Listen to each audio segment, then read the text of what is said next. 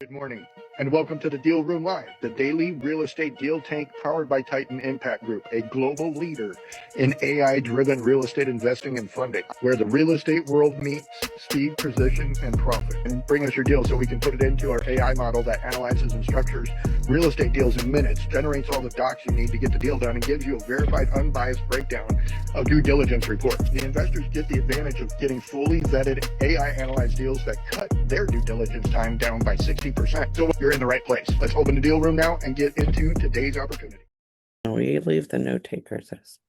Good morning. Good guys. morning. Good How are morning. you? I'm good. How about you? Awesome. Good. Where are we at with getting the all the LandSharkMastermind invites on all the social media platforms? Do you know?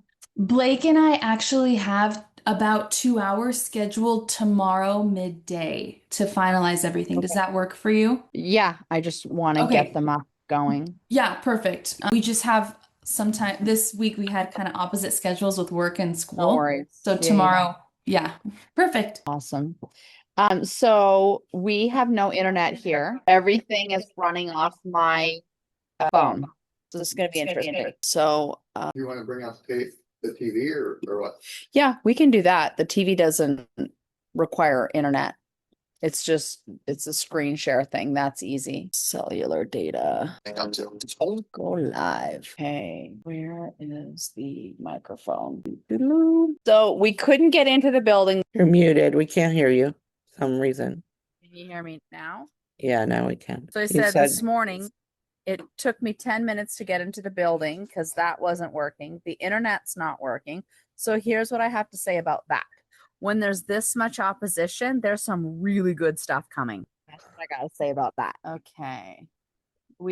Tommy and I have had some amazing phone calls this morning already, which has been super cool. Again, super cool stuff coming for everybody. And just feel blessed to be able to be a part of all of the coolness.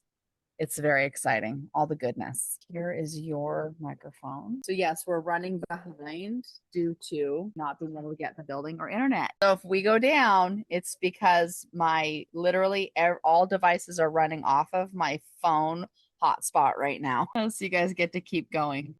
So I was reading through my clone. Her and I were going over all the conversations that people were having with her. And somebody brought up a really great point. Somebody had shared that they were concerned that if their parents found out that they were doing this, or friends or family or anybody, that they would think like, this wasn't real or this is a scam. Did we die? No, you're good. Okay. We can still hear you. You're still there. So it's just went blank off my screen. Well, Anyway, it's black over here. so here was what's interesting is that I went through this in my 20s with my parents, and here's what I can tell you my experience. It turns out that at 20 some odd years old, I want to say I was like 22, 23 maybe, I knew more about retirement accounts and investing than my parents did. And I went to them and I had a conversation. I asked them where their retirement accounts were. They had no idea what I was talking about. So I sat down and I educated them on the importance of investing and preparing for their retirement someday. Long story short, because of all those conversations and me being so persistent with them and she or he or who is the most certain wins. And I was very, very certain about this. Long story short, because I sat down and had that conversation with them when I was 22, 23 years old, my parents were able to retire early because of that. And they actually credit me to being brave and sticking with that conversation because they didn't have any retirement account set up. They didn't even know what the hell I was talking about. So like literally being brave, 20 something years old, to people who are clearly far older. I'm talking, these are my adopted parents, right? So again, like hugely respect them and everything. However, I was clear what they didn't know. And I was clear what I did know. And so being so certain about it and teaching them, fast forward decades later, changed the course of their life forever. And they come back and thank me for that, for being brave and like leaning in and being relentless. I am relentless. No. What? I know. Tracy's like, that got So a wow. it Wow. was, again, I love my clone because she does such a great job sharing with people. Like, I get their most intimate thoughts and detail, like conversations, which I really appreciate, and it means the world to me. So to come to you and to share, like, this is a real concern for people, is, again, most people aren't doing what we're doing, investing, growing, learning, creating the multiple streams of passive income, because our society is indoctrinated into like living paycheck to paycheck, right? Then we're not taught. And again, if I had to do it all over again, like I did force my parents to read Rich Dad Poor Dad. And then I made this sit down and actually talk about those conversations of what the rich teach their children and what the poor and middle class teach our children. And let me tell you, all the conversations were very relevant for my family. And then I forced them all to play cash flow with me again and again and again. And because of that, literally, I was able to teach future generations how to create multiple streams of passive income so that they could retire early, have multiple properties. Like, my parents started investing in, like, slowly figuring this out and doing that, for themselves and their family. But again, it was me. I was the instigator. I was the one who was relentless and was like, look, like, I'm so, I get that your parents only taught you what they taught you and they didn't know, but now we know. So now we get to do better. So stop fighting me on this. Stop being a bunch of jackasses. And, like, let's actually change the legacy of our family forever. Right. Of course, I said it nicer than that. But anyway. One would So hope. That is Anyway, so so amazing. that was, so again, we have young people here, and I just want to share. I just felt really compelled last night to share this with you this morning, to understand my journey I was on. And you have to understand too, they adopted me when I was 16, right? Like, they didn't have to listen to me. Like, who am I? I'm essentially, a nobody child, but I knew some stuff because I kept educating myself. So I keep educating myself. My parents since then, never readers. Now, like, decades later, I've literally gotten them to read like dozens and dozens of books on financial literacy, and, like, having amazing conversations, working through all of it. So anyway, I hope that inspires you guys to, like, be that beacon, that light on the hill. That's the light, and, like, it could change the course of your family forever. I've got a point to make too. I got a point to piggyback off of that, is that, we're taught to show respect and honor to our elders and people that are older than us, but it's super important to do that. But it's also important to not take their word for gold. You need to go question everything, do your own research, and then you can approach them and say, you know what, I respect you, and this is what I found out. How can we reconcile this? Coming with an open heart and an open mind, but knowing that there's not anybody that has it all figured out. We are all learning and growing and learning and growing. So and just because you're younger than them doesn't mean that you know less than them. 100%. And again, that's why I'm so deeply inspired by all of you younger people who are here with us, because I know when I was your age and I was leaning in, getting mentored, like, I was like, so, like, I would, like, verge of starving for this information, that I was gobbling it up faster than you could imagine. And I feel like you guys are doing that as well. Only we're taking it to a whole other level, because I'm right now, I'm in a 3-day intense AI implementation with another hedge fund. And so got the team and we're putting it all through. And what they said yesterday at the end of the call, it was 4 hours of coaching yesterday, and how I coach, is they said, first of all, this is not what we expected. Like, and they said, they were expecting to come in and just have me teach and them take notes, classroom style. And he was, like, going to struggle to be staying awake, because how boring is that? But that's not how I coach. Like, I was like, okay, now, like, get your running shoes on, so to speak. We're going to get on the court, do this, do this, do this, do this. So for 4 hours, I literally was like, do this next, do this. Like, it was them actually doing it while learning at the same time. So it's that kinesthetic learning. It's all of it. And he's like, this has been the most extraordinary, fun coaching ever. He's like, I can't wait for tomorrow. So again, that's what's here. That's this, the LandShark Mastermind is literally like, you guys every single day need to be using Deal Hunter and going out and finding deals, bringing them back. So we develop the muscle of being able to see what Tommy sees, right? Because I mean, clearly this man is like freaking genius and inside of what he sees and like how he calculates everything. But we have his brain inside of Deal Hunter to be able to do this for ourselves inside of all these deals. And the more we do this over and over and over, all of a sudden, like, it's going to become like second nature, and you're going to look at it and go and be able to see things faster and faster. So that's my battle cry, is to have all of you have deals ready to go so we can be running them with you and be ready. Like, we want to be making calls. We want to be literally on the court with you. So that's why I'm like, let's go. And speaking of that, I actually have a deal that somebody brought me. So we can go through that. So because the internet's out, everything's running off my phone. I can't live stream onto that. Apparently, I guess that is connected to the internet. So I apologize. So yeah, if we're going to run deals, let's run deals because we're already 12 minutes in. Okay. I've got a deal, whatever. So want to start with your deal? Yeah, but I wanted to go and touch on some things too about what we're trying to do. Yeah. So, because with everybody in here bringing us deals and stuff, like, where does it go? Like, that's what I've been faced with. So, right. And there was a coach. We were talking about some coaching stuff. And again, coaches are only as good as the program. I think the biggest thing is like when we're in here, people are like, well, what's the value or what am I going to get from it, whatever. All right. So I liken it to baseball. Is anybody in here unable to understand baseball terminology or baseball analogies, like comparing things to baseball? I got the gist of it. Okay. Katya's a little bit like sport.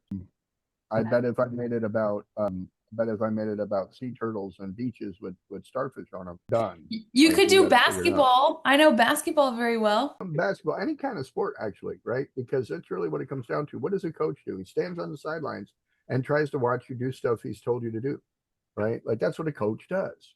So I hate when people are like, yeah, I'm a coach, or I'm needing a coach, blah blah blah. The coach basically stands on the sidelines, lets you do the work.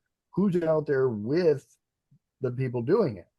And for me, this is where I use baseball, because I was a catcher. If you know or understand the position of a catcher, with a pitcher, I actually had two people come back after high school and thank me for being their catcher when they were in Pony League and Little League, was because they became A1 rated baseball pitchers later on in life. And they're like, bro, like, you were one of my favorite catchers. Wow. I tell people how to catch like you because the way I gave feedback, the way we went back and forth, etc. Like, for whatever reason, they felt like I was the key to part of their success. And it was because I was their catcher. I wasn't their coach, and that's what I want the LandShark Mastermind to be, is the coaching aspect is removed and the catching aspect is what we do. We're all catchers for each other, right? So one of us is going to be better at something else. And so if we just sit there and play catch, that's what makes a good pitcher. A good pitcher is a good catcher. How do you become a good catcher? By dealing with a lot of pitchers, not just one. Communication. Being able to get pitched from many directions, right? Like yesterday, and this is going back to what Tracy brought yesterday to the table, and Tracy handled it perfectly. Like, nobody, I had somebody literally explode, their brain just split in half, and like they turned into a Ghostbusters like freaking animated character over the fact that I told them that Deal Hunter was telling them that their deal was not good, right? Like, they had some sideways movement on their deal and they needed to take a look at it. And they literally morphed into that thing that Rick Moranis changed into in Ghostbusters. If you don't know the movie, you know what you gotta do. So if you don't know the reference, homework. So give it to yourselves. I don't care. But the point being is that, like, Tracy was told, Tracy brought this deal sight unseen, basically, and we ran through it, and it had we were able to punch a lot of holes in it, turn it into Swiss cheese and say, hey, this is something we need to look at, work on. that to me is the bonus. That's the gift of the Landshark Mastermind. Is it's unrelentless, like Catherine. It's not worried about your feelings. It's not going to be like, oh, sorry, sweetie. Like, sure, you got a good deal. Let's try to find an Arabian prince that'll buy this. So it was really amazing. And when I went and had my 3 o'clock call with the whole team, one of them wasn't able to be there. It ended up being on a phone call because somebody, technology anyway. And I basically was able to just say, listen, I appreciate this project that you have, and I think it can be successful. But in order for me to raise money for it or to promote it, we've got to tighten up X, Y, and Z. Things have to match. I went through all the things. I said, I want you to prove your budget for me. I don't believe you can feed 10 people a week on $500. If you can, prove it to me. You know what I mean? Like all these things. And they were super appreciative because I came at it with a value add, not the way it is sucks and I don't want to do it. Right. Right. That's huge. Because it can be a really good thing. They just need to tighten up their numbers and improve everything, make everything match. Right. That's why they seek us out, because they want expert advice. They want to do it right. So we can appreciate that. Yeah. So again, to that, this is why we charge people. Because we're trying to justify, we're bringing on salespeople to help us sell these positions in here. And so far, looking at everybody in this room, I don't see anybody else except the note takers. You all are what we would call the founding members. Like however you ended up in here is how you're here. Everybody moving forward is going to have to pay to be here, right?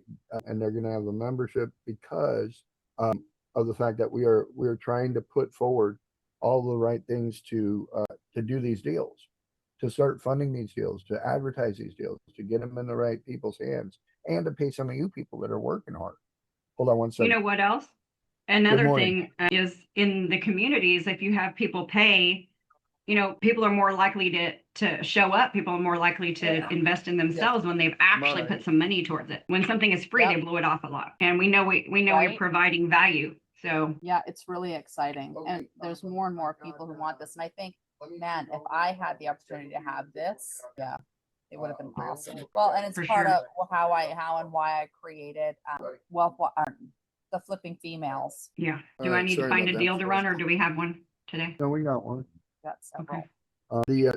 Katya is going to bring up real quick the email from Dallin. We're going to read that. Yes, and I also had some discussions with ChatGPT about liens in the first and second position, and it was so funny because I was arguing with it. I'm like, is this how you do it? This is how I think. And it's like, you are confused with this approach. Let me explain. It was funny. That's awesome. So who won the argument? You or chat? The chat. But now I understand because I literally wrote, I think it's right here. I'm like, explain in third grade simple terms. Can you please explain the concept of liens, especially how it ties into our property, yada, yada, yada. Nice. Okay. Let me share. So this is the message that we got from Dallin, basically explaining that, let's see, there's significant concern regarding the new request for the seller to move into a second position lien. To maintain clarity, I want to reiterate the following based on your proposed LOI.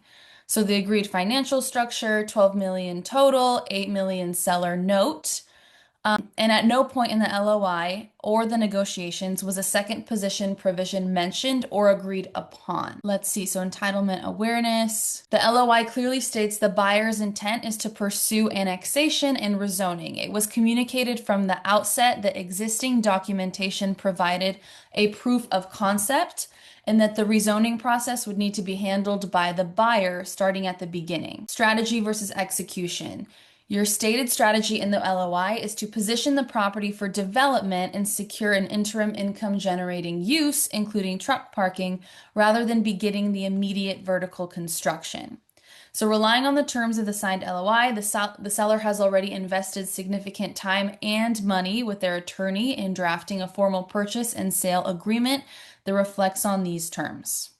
The seller is willing to carry the $8 million note for the agreed 24-month period, but they must remain in first position to secure that interest. Happy to discuss further. So then I discussed with ChatGPT. In it, I actually sent an email to Tommy and Catherine, and it says, after reviewing more closely, I realized that we're not actually, and let me know if this is accurate or not. So we're not actually in second position in the current structure. We would be the owner and borrower, and the seller is simply the first possession lender on the $8 million note.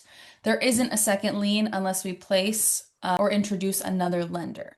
So the real issue isn't that we need to be in first position, it's that we need the flexibility to introduce senior financing or capital in the future if and when the business requires it. So from the seller's perspective, it sounds like they're focusing on maintaining the first position to protect their downside, which makes sense. From our side, the concern is making sure that we don't lock ourselves into a structure that limits our ability to execute, whether that's bringing in capital, repositioning, or exiting efficiently. So given that, I made a conclusion that we should and could accept the seller in first position, but negotiate very strict and clear flexibility around financing, operations, and exit so we still have control. Okay. So here's where it gets hairy. Okay. We have to raise the $4 million to get into the note, right? Yes. That person wants first position. So the person that raises the $4 million. Correct. And that would be us. No. No. It's the person we're raising that money with. With. Okay. Our investor person with wants, the money. Okay. Our investor wants first position for that $4 million. Gotcha. Okay. Okay. And so they would want the first position, and then the seller would have to take the second. Correct. And so in what we respond back to Dallin, Uh-huh. it is going to be basically that we're not interested in any deal that has the seller in any kind of position where they can take away the property after we've done the work. Okay. And so we need to have a first position lien on the $4 million.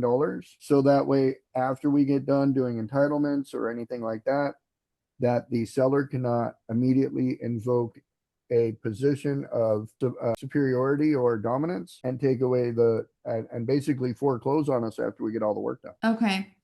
Because Gotcha. literally giving them first position on that $8 million loan gives them the ability to wait until all the work is done and then say, oh, you guys missed a payment, and then take the land from us. And we would have no way to fight that. It'd be years to fight that in court. Okay, gotcha. So and while they had it, they could still do all the work. Like they could literally move on with we would not be able to stop them from doing anything about it. So let's run that in your deal, Hunter.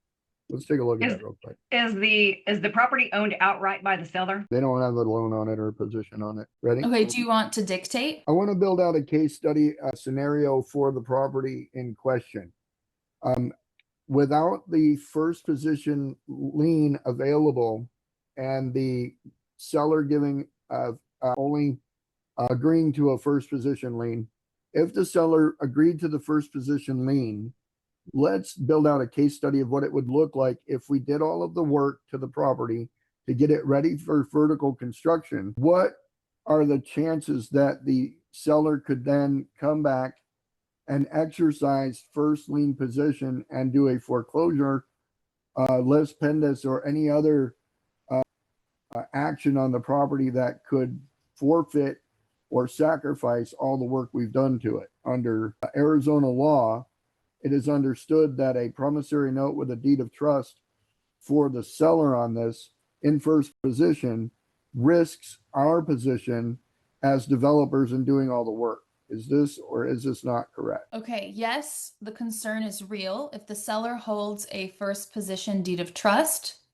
then if you default, the seller can foreclose and take the property, including all the improvements. That's correct. However, how it works in simple terms, imagine this: you buy the land, you spend the money, and the seller is still the first position lender. If something goes wrong, like you miss a payment or violate the loan terms or can't refinance in time, the seller can start foreclosure, take the property, and keep all the value created without being reimbursed. Does the Arizona law allow it? Arizona is actually very lender friendly. Here's the important part. Arizona uses deeds of trust, not mortgages, which means that the seller doesn't need a long court process. They can do a trustee sale for fast foreclosure. So the timeline simplified is that you default, they record a notice of trustee sale, and 90 days later, they can sell the property. There's no long court battle required. No redemption period after sale. What is I'm going to butcher this pronunciation, so nobody laugh. Liz pendants. Liz pendants. Okay. We did it. That's just a public notice of a lawsuit. It doesn't take the property, it just warns others there's a dispute. The real power is the trustee sale. What's the real risk? Let's apply it directly to the deal. Scenario. You spend 1 to 3 million on entitlements, plans, and improvements, and the seller has an $8 million loan and remains in first position. If you default, the seller can foreclose, take the land, take all the improvements, and you lose the money, work an upside. So yes, the statement is correct. A first possession seller lien risks our development position, but here's the important nuance. This is normal in development. This risk exists in almost every deal. The difference is professionals manage the risk through structure. What actually causes foreclosure? The seller can't just decide to take it back. They need a default. So common defaults include missed payments, not paying taxes, violating loan terms, and not paying off at maturity. The real risk is, can we meet the loan obligations and exit in time? The seller is not the enemy. They only win by foreclosing if you fail. So risk level, low risk if you structure the deal correctly, have a clear exit and manage timelines. High risk if there are tight timelines, no refinance plan, heavy upfront spends, and restrictive loan terms. So how do we protect ourselves? Long enough timelines. We may want exit options. No monthly payments. Right now we have accrued interest, which is good. Cure periods. We want time to fix problems before the foreclosure. The ability to refinance and bring in new capital. Controlled spending. And an exit strategy. So the biggest mistake to avoid is thinking that first position is the problem. The real problem is lack of flexibility plus bad timeline plus overinvestment. Is your concern valid? Yes. Is it a deal killer? No. What matters more? Structure, timeline, execution. Final takeaway. You are now thinking like a real developer, risk control, downside protection. Okay, ready? Yeah. Go for it, Tracy. I was just going to say, you could also ask the seller if they wanted to just maintain an equity position. We did that already. They don't want to. Okay. Next. The concern is that we will be needing to raise $6 million to get the project ready for vertical. This includes the $4 million down and $2 million for the soft costs in order for us to get the property correct. This money will need to be secured in a first lien position by our lending partner. The seller is in a position that they've also said that any liens or any loans that we take have to be approved by them. So they have total control. And so in order for us to make sure that there's an equal amount of pressure from both sides, having a first position lien and then also being able to restrict our execution with decision making by the seller is what our big concern is. So we want to use the first position lien for one of our affiliates that are giving us the money for the $6 million to begin the project. If the seller's not comfortable with this, this is evidence of the seller wanting to have more control over the development than the developer is able or willing to do, which is probably why they've lost 2 deals already. And so this needs to be taken into consideration. This is not a very doable deal, and it is based on the email that Dallin sent this morning. It's obvious he forgot what we talked about when we were in person, and we can send him the video to remind him that we were not planning to do the standard development that the property is currently approved for. We need to do something bigger than what's there, or we need to do something different than multifamily. And if they did not convey that to the seller, it's obvious that they are been misinformed, and we probably need to have a clear picture to the seller as to what we plan on doing, because based on Dallin's email, this is not the case. Because again, we talked to Dallin. Did you watch the video? Yeah. I told him that we need to do 2 towers or we need to do 1,500 containers. Doing a 6-story multifamily is not going to work. And if he forgot that, then he's going to make me mad, and I'm going to cut. But it's good that we have it on video because I can just reference it. Like, hey, Yeah. remember video? And we Because can actually again, turn the video into a transcript. yeah, he was told. So Okay, you're seeing the tension clearly. You need senior capital for 6 million to execute, while the seller wants first position and approval rights. That combo blocks your plan. Below is how to move forward, plus a ready to send email. Bam. That's so cool. Reframe the issue. Don't argue first versus second. Stay. We can work with the seller in first position or with senior financing. What matters is a structure that allows us to execute while protecting the seller. This keeps you credible. 3 structures. Structure 1, standstill/step in. The seller stays first. When you use it if the seller is firm on the position. The seller remains first lien on the land note. Your 6 million comes in as equity or unsecured junior capital. Seller agrees to stand still and won't foreclose for X amount of days while you cure and refinance. Seller agrees to notice and cure rights, no approval bottlenecks.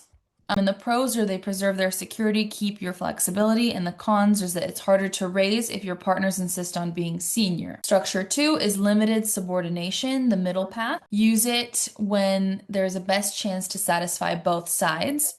The seller agrees to subordinate only up to a cap. For example, a senior loan up to 6 million. Seller remains protected with in-creditor agreements, cure rights, and use restrictions. So the pros is that it lets your 6 million be in first position and the seller is still protected. Cons is that it requires negotiation, but it's standard in development deals. So finally, the structure 3, split collateral. When to use if subordination is sensitive. Split into A note, senior, secured by land, your 6 million, and a B note, seller, with defined protections and a clear takeout, or carve out a portion of the site, leasehold air rights for senior financing. This is creative and can preserve the seller's comfort, but is more complex and needs careful documents. So non-negotiables, the seller stays first without subordination. We must have permitted financing, no monthly payments, standstill and cure periods, operational freedom, transfer entity flexibility, and clear refinance exit rights. And then here's the email to send to Dallin. Do you guys want me to read that or just look into it after? I just don't want to take too much time. No, You want me to read it? It'll take you like a minute. Okay, Yeah. okay.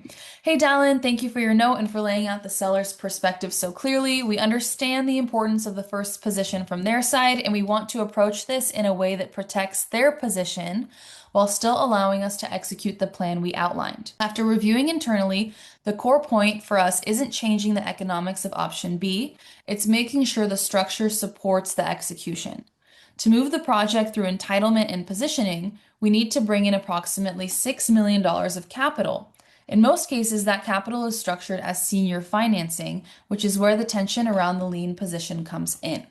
Rather than framing this as a first versus second position issue, we'd like to focus on a structure that protects the seller and still gives us the flexibility to execute.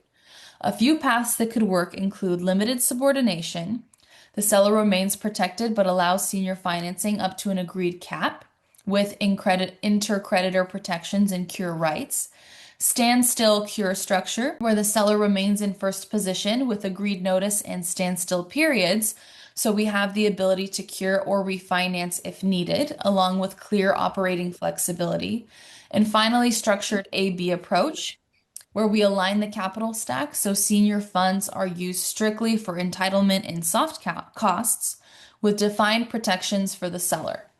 Our goal is to keep the integrity of option B while aligning the capital stack with what the project actually requires to move forward.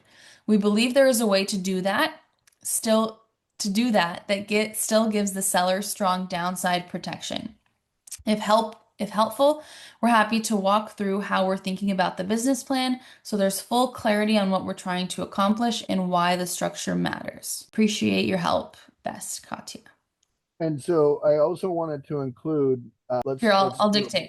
This email looks terrific. And what I want to include is that I watched the video this morning of the walkthrough, and during the walkthrough, it was clearly described and explained that what it is entitled for currently with 64 units per acre is not what we plan to build, because that is not going to be economical for the next 4 years.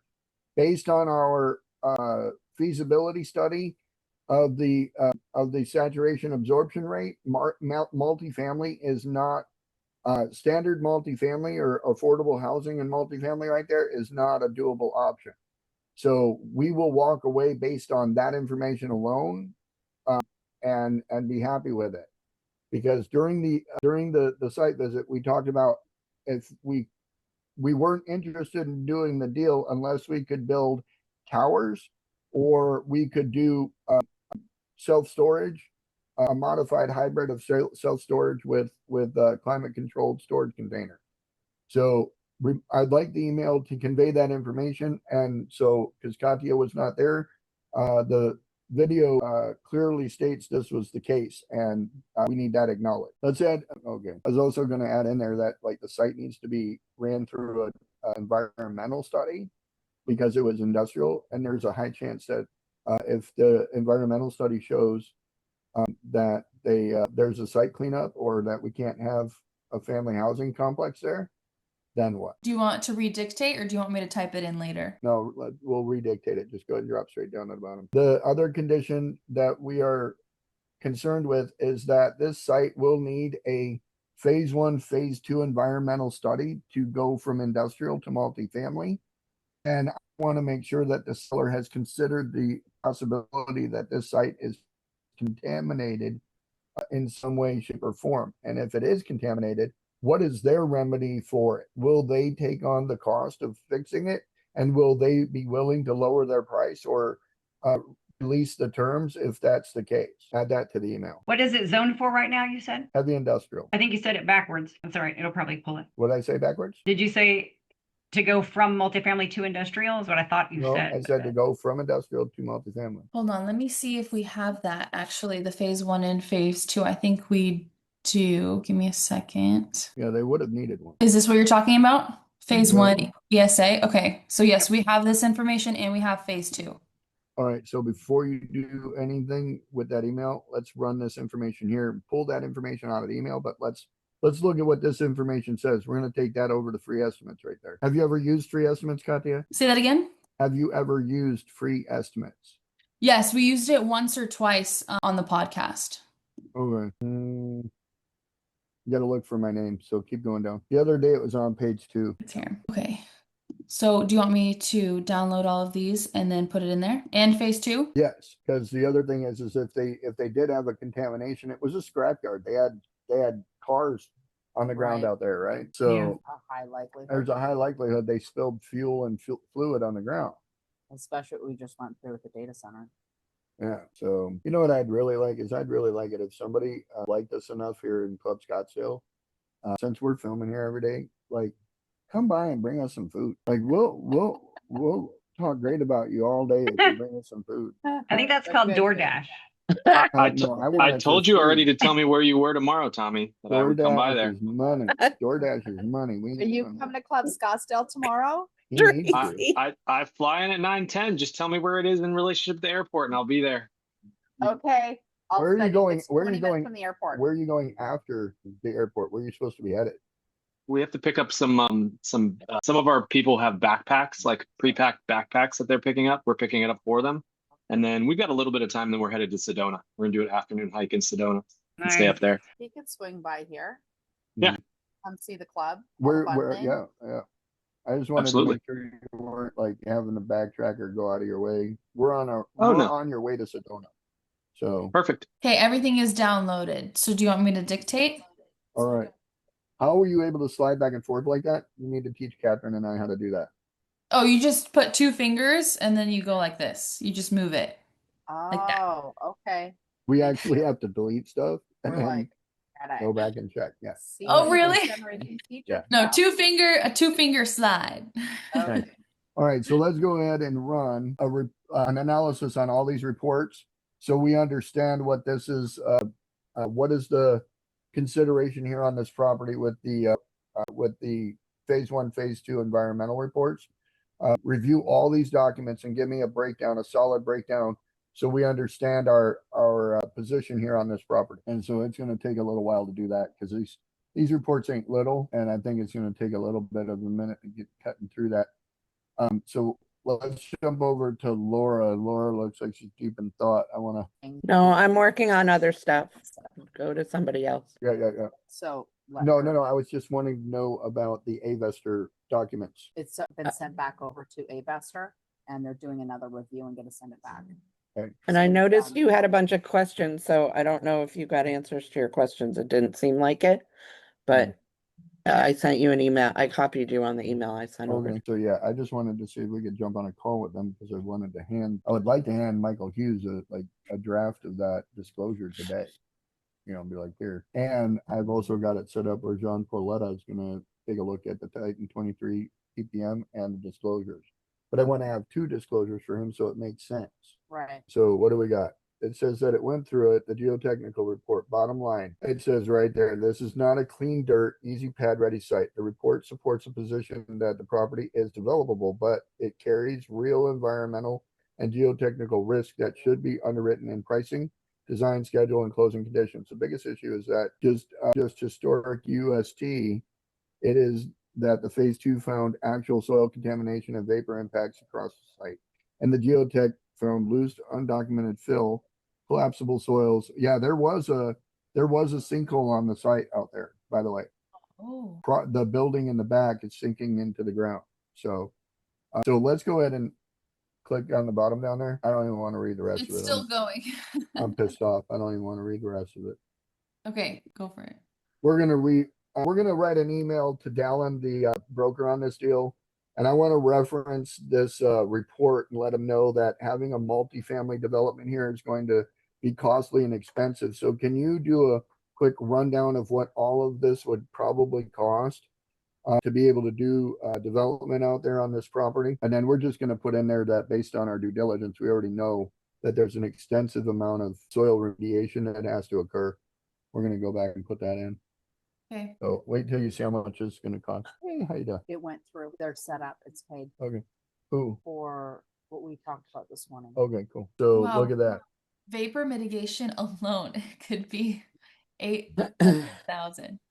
Okay. Yeah. So earthwork over excavation, estimated cost 1.5 to 3 million. Foundation system upgrade 2 to 5 million premium for a project this size. Soft cost environmental and engineering drag 250 to 750K. Total would be around 4 to 10 million. Just to do the remediation on the site. Wow. So That's added. so go ahead and let's read what it said here to Dallin.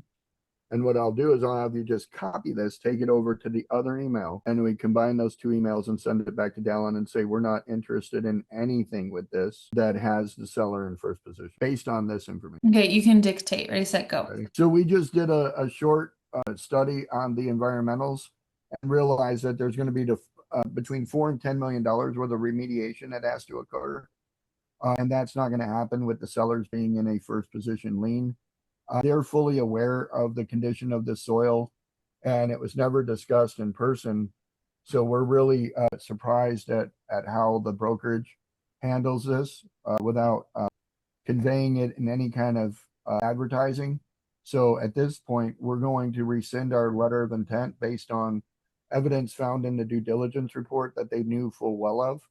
And so let's write an email stating that this is why we're not willing to entertain a first position lien with the seller.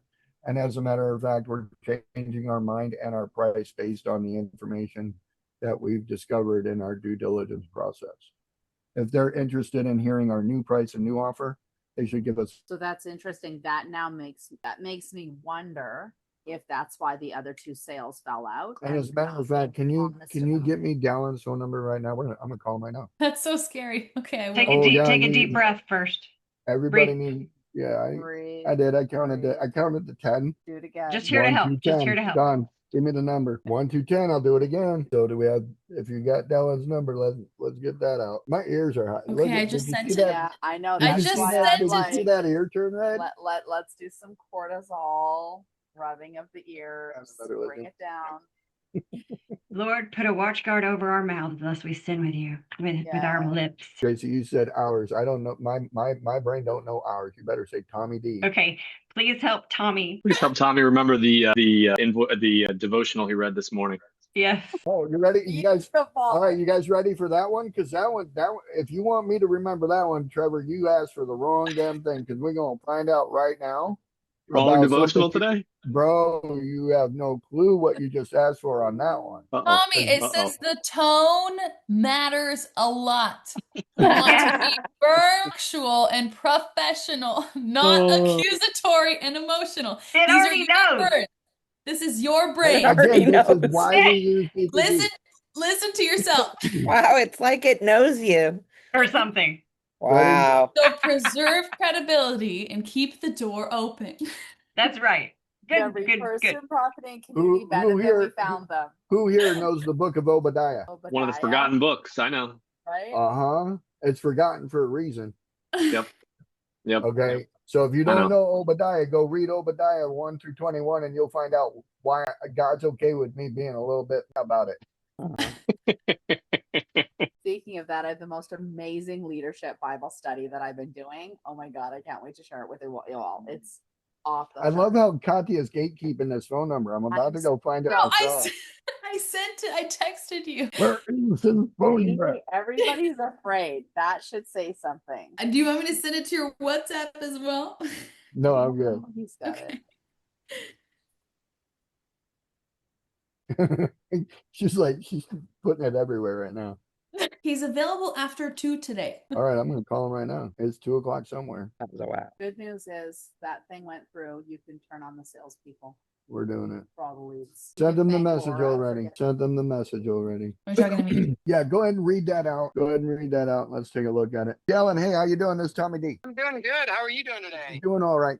So I got your we went over your email, and so I'm sure you guys are aware that the soil out there's got to be remediated, right? Okay. Right. So, and this is where I'm kind of confused as to like, how does the seller anticipate us getting all that done with them being in first position? Does he want us to come up with our own $10 million to do this work, or what? Yeah, what it costs and what needs to be done. I mean, they expect you to figure out whatever you need to there. Well, that makes sense. That's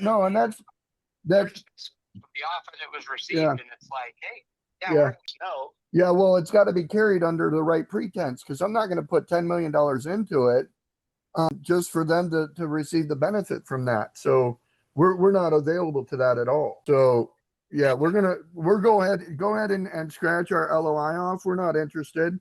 If they're not willing to understand, we have to raise capital to do the work out there. They're not able to do. Yeah, I mean, Tommy, you got to take some ownership here, bud.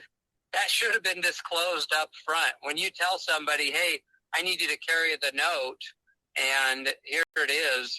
I mean, between first position and second position, if it doesn't say second position, there's no reason somebody's going to think it's going to be second position. Well, and I think that maybe we can discuss this with the Arizona Realtors Board about the fact that you guys don't have any disclosure in your advertising.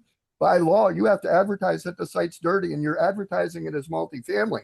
So maybe we can have a conversation with the Realtor Board about your lack of disclosure in your advertising. Tommy, you got the environmental. I know I got the environmental, but you advertise it as a site. Hold on, Ellen. You advertise it as a site for multifamily, and that it has multifamily work on it, correct? Yeah, and so you have to disclose the dirty. You didn't do that. Your advertising doesn't do that, Ellen. Tommy, we've done everything we can to be upfront with you guys and forward. All right, so I've got the call. Listen, I've got all the calls recorded, Ellen.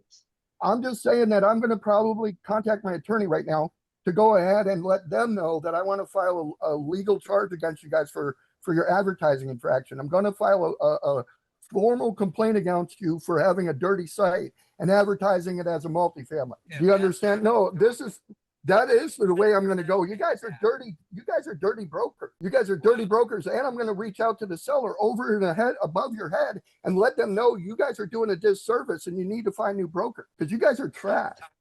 You're trash, Dallin. Dallin, you're trash. No, I'm 100% going that direction, because this has been a huge waste of time, and it could have been resolved with one simple line. This site needs soil remediation, and you failed to put it in there, and that's an infraction. Okay, so don't tell me that my LOI was missing information about first and second position liens when you flat out broke the law, sir. But you flat out broke the law. Don't be a hypocrite. You flat out broke the law. Dylan, we reviewed it, and that's why we structured it. We structured it in a way for us to get the soil clean and the dirt clean. This is what we structured it for, was so that we could first position lien our way into cleaning up the site and getting it ready for what you positioned it for. So again, it's not abnormal for the note holder to be a subordinate lien holder, especially when there's $10 million worth of dirt work to be done. Okay, and so your seller is either not being fair, or you're being very unprofessional in not having direct conversation with them and speaking on their behalf. And to be honest with you, Dallin, you pissed me off when you sit there and tell me that we did something wrong and I need to take ownership. You didn't disclose shit in your advertising that needed to be in there, and I'm going to pursue making sure you do that, because I'm teaching people how to do good real estate. And you're an example of a real shitty case of lying and cheating to try and get a deal. Okay, so again, the environmental, you knew farewell that there's over $5 million worth of work that needs to be done. You know it farewell, and it should be in your advertising. By law, it needs to be. You most certainly do know what it costs. You had two other people in on this deal; they would have told you. And so again, with the fact that you're declaring you don't know the price of dirt work, declares to me that you're a horrible broker. You don't know what the hell you're doing. You say you're a multifamily syndicate. You can't build multifamily on a dirty site, sir. Is there anything productive you'd like to get done in this? Absolutely. I'd like for you to quit your job and go work at McDonald's, because that's the amount of education that you betrayed to me in the ability to do any kind of land brokering. You suck at being a land broker, Dallin. Go quit your job and go find a job at a kiosk in a mall and sell fucking sunglasses, sir. Done. He messed up when he told me I needed to own something. Did he or did he not? No, he did. Yeah, Okay, good. that was uncalled.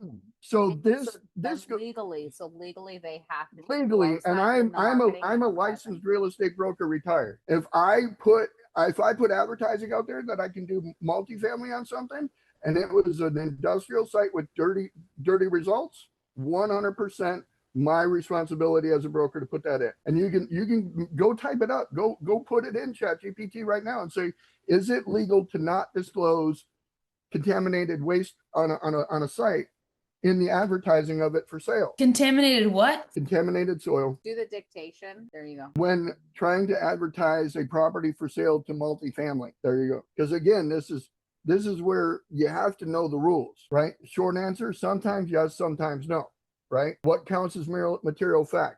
Contaminated soil is 100% material fact because it affects value, blah, blah, blah, blah, blah. Okay. And it says right there, the seller knows about contamination. They generally have a duty to disclose it. But here's the important distinction. Okay. Legal reality, especially in commercial deals, commercial real estate is treated differently than residential. In commercial deals, buyers are expected to do their own due diligence, which we did. Disclosure requirements are less strict than residential, which is true. Potential legal action, none. Like, we can't do anything legally, but I can go into what is known as the court of public opinion, and I can say these people claim to be multifamily experts and now are selling property that has contaminated soil and sinkholes in it, and they are unable to convey that to the seller in their ability to negotiate price. There was two bad deals right there. Like, so we found, I guarantee this is why the other two deals walked away. And I asked both of them, why did they walk away? Oh, COVID. Yeah. So right. They're lying.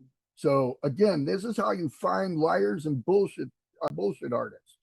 Okay. So we went through, I'm so glad that we did have that. We went through it and we found it. Because again, like, them getting hung up on first position lien was a red flag. Like, if they're so secure this property's in that great a position to move, why would they not take a second position lien? You know, the first position lien, yeah, it's traditional, but that's if we're only having to bring $4 million.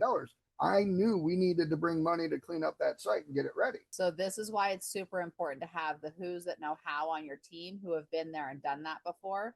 Because this, again, had we not caught this, this easily would have been a $10 million mistake. Huge. And we would have had to eat it. Like they transferred all the responsibility to us on that environmental. Boom. Ready for this? Go click that button down there. Here's another thing. With the site being contaminated as it is it possible to get financing on it through the EPA's rules about financing property with dirty soil? Now, we just went through this, but I'm pretty darn sure that there's not one bank in the world that'll finance it. But the way that most people think, yes, but the finance contaminated land, but you must structure it correctly, and traditional lenders alone usually won't do it Oh, I could mess them up right there. directly. I could declare that a brownfield site and they'll never be able to build on it. So we'd need to get grants, have cleanup program. We would never get the money for this. They would never raise the money for this. That's So that this thing- will never, is the this issue. site will never be, It's never, this is, it you will can't never solve it. be, it will never be a multifamily development, ever, Never. ever. So. Wow. Wow. And the advertising everywhere is multifamily ready. Yep. And so this is why I want to put videos out for people. Like I was thinking about this on the way in and this solidifies it. Cause I was really excited about doing this deal.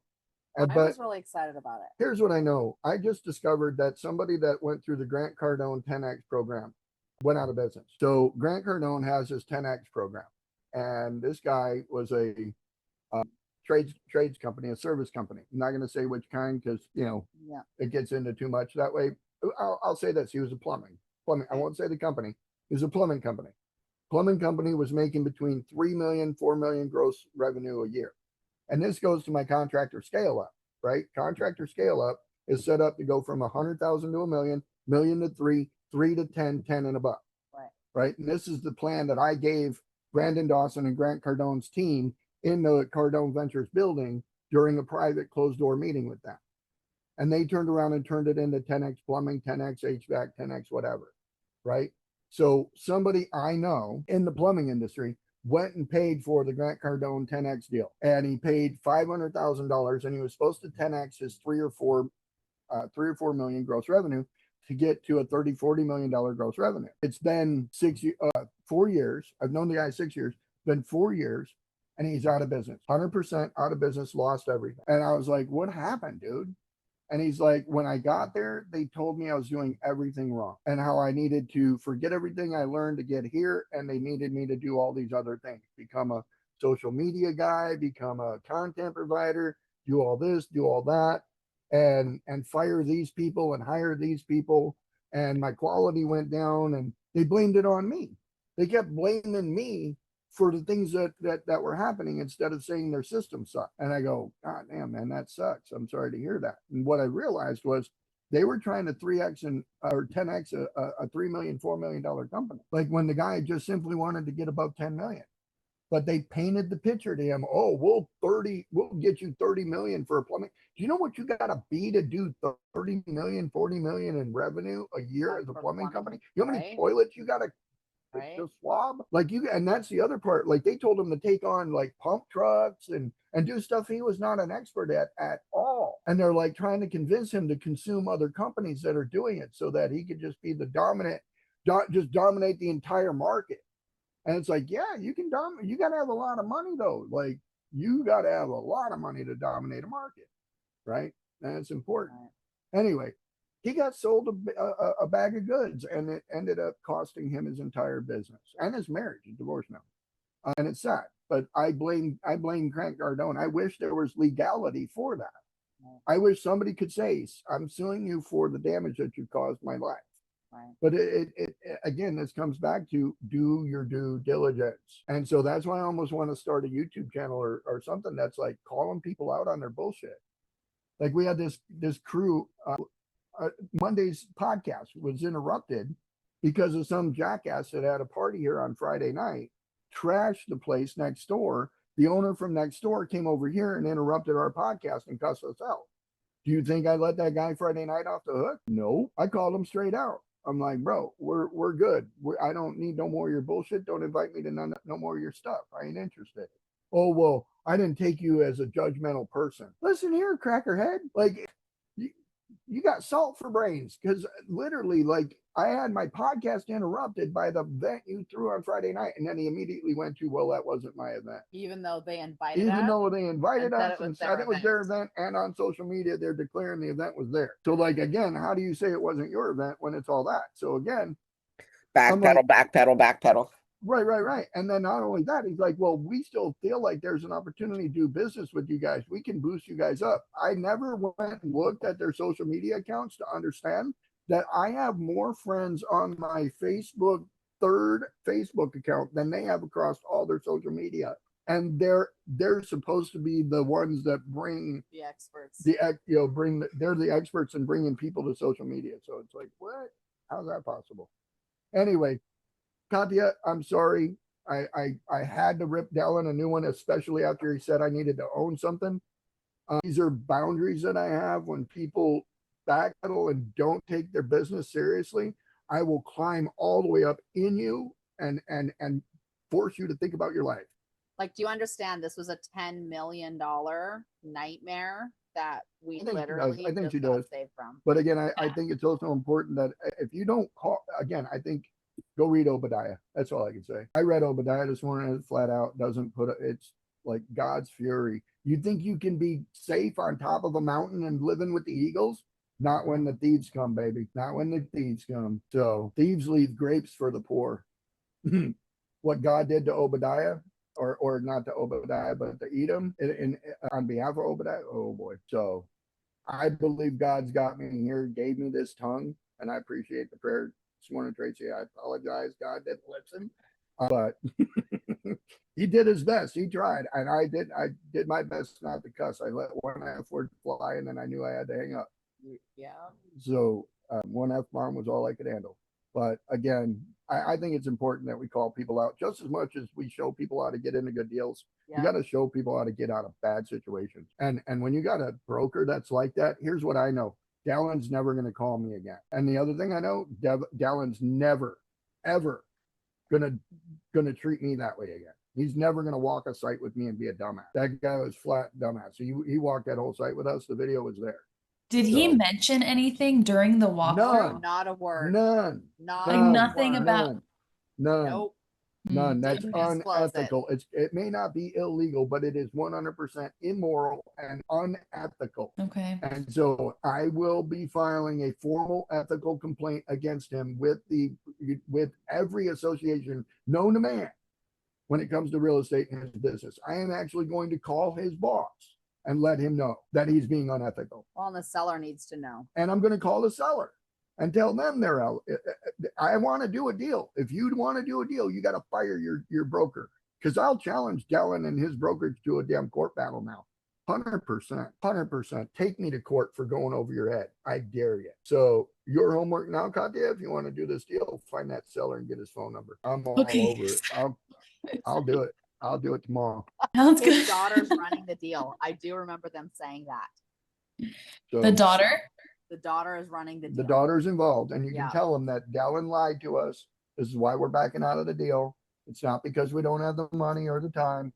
It's 100% that Dallin and his people lied to us. I'll do the talking if you want. But Dallin has 5 kids. You know what? So? Here's what I know about brokers. They're brokers because they're broke all the time. Oh. Okay. I quit following brokers. Cecily's laughing. Like, oops. No, they are, because the only way they know how to make money is by hiring people to do their job. If a broker could do their damn job, they wouldn't need agents. So they hire agents to do their job, because the broker likes to sit back, play his computer and go play golf. He likes to play his gambling machine on the computer. They don't sell land anymore. Once they get over 10 agents, they never sell a piece of real estate ever again. Why would you? Why would you need to? You have 10 people supplying you with a pick every month. I might be a retired agent, and I know some brokers, but I know good brokers. I know brokers that go the mile. They will 100% never let this happen. So, because they won't advertise something as multifamily when it's not, especially if the deal fell through twice. I need to find out who had those deals too. I'd love to find out who had those deals, so that I can contact them and see if they quit for the same reasons we did. Anyway. Okay. Good to know. I wanted to say a quick prayer, So, given this was a heated. I was gonna say that was interesting and entertaining, and Right? learned a lot. It's like If we had the information up front, it would have been a very different conversation. Oh, yeah. The whole thing. And I said, this ain't multifamily, guys. We're not doing $10 million. If we're doing $10 million worth of dirt work, we're going to do that. And then your seller can have clean, like, cause I would have never even offered to do 4 million. Yeah. I'd have said, I'll come out and do the dirt work and we'll do a novation loan. It's the only way I'm doing it. And we would be responsible for the work. They're responsible for the land. Done. And if Geotech said that we couldn't do it because it was too soft, I mean, I knew I was by the river, but I assumed it was pretty solid, you know? So, but it isn't. It's got a sinkhole up in the top corner where they built the one building. So again, these are just, But he should have disclosed all of this, even at like, especially during the walkthrough. at the walkthrough is the best place to say it, because like, again, you don't go to, and they're relying on the fact that this is commercial property and they're saying they don't have to because you have to do your own due diligence. Absolutely. But when it affects the value of the property, it must be disclosed. It's an ethical concern. So a dirty site is not, you cannot sell a dirty site, not for full price. We need to go. So we got to get Michael and the leads and stuff done. Yep. All right, everybody. Thank you for coming in today. Heavenly Father, we thank you for the blessing of this day. Bless Dallin and his children. May they grow up to not be as retarded. In your name we pray. Amen. Amen. That's all I got. So Oh, my word. mad. God knows I'm mad. Yes. Yes. Righteous anger is good anger. So and again, homework now, Katya. Find us that seller. Find us that seller, and we're going over their head. We're going through the back door. We'll find more deals. No, I want this one now. Okay. I want this one now. Wait, you I, still uh, you You guys still do that. want it? What do you mean you still want Yeah, it? because again, well, it can be industrial. It can be industrial. It can be 100% industrial. It doesn't have to be multifamily. But it isn't worth 12 million, it ain't worth 9 million, it ain't worth 6 million. It is literally worth $1 million dirty. If they're lucky. It's $1 million if they're lucky. So there's between $6 and $10 million worth of work that needs to be done to the site to get it ready for sale. So that's why they haven't done it yet. Right. Yep. So again, if we offer to do the work for them and then sell it clean or convert it in, because we don't have to clean up the site if it stays industrial. Okay. We don't. But we Yeah. we won't be able to get a loan on it. Yeah. So we won't be able to get a loan on it until it's clean. Gotcha. Okay. Okay. Sounds good. Sorry about bringing the additional tension to the punch. Stop. No, Stop. it's All right, perfect. no There's nothing to apologies. be sorry You- about. You don't have to apologize for nothing. I get this way over thieves and criminals. I just do. When you're a liar, cheater, or thief, God has put it in my body to flare up. I don't know why. It's not me. I don't ask for it. So I don't. can see your ears from the camera. They're hot. They're probably Here's the deal. Okay. Like, this is the importance of due diligence. This is why we dig and dig and dig and dig and dig. We turn over every single stone because you never know what's under every stone. You must. Yep. We Sure. trust and verify, like everything. Because again, Otherwise, it becomes your problem. yes. Yep.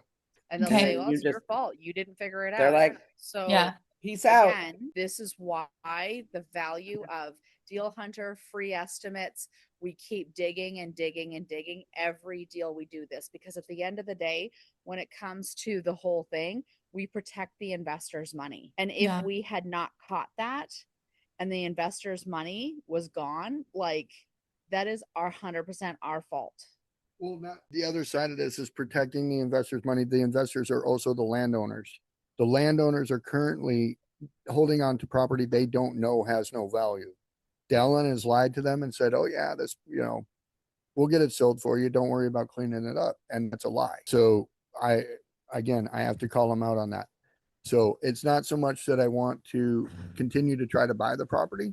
I need to inform the landowners that they're dealing with somebody who's lying to them, because you cannot sell that property in the condition it's in. So that's what I'm after. Anyway, we're wrapping up. She got most of the stuff closed up. Everybody, I'll see everybody tomorrow. It's Okay. Friday. You guys, bye.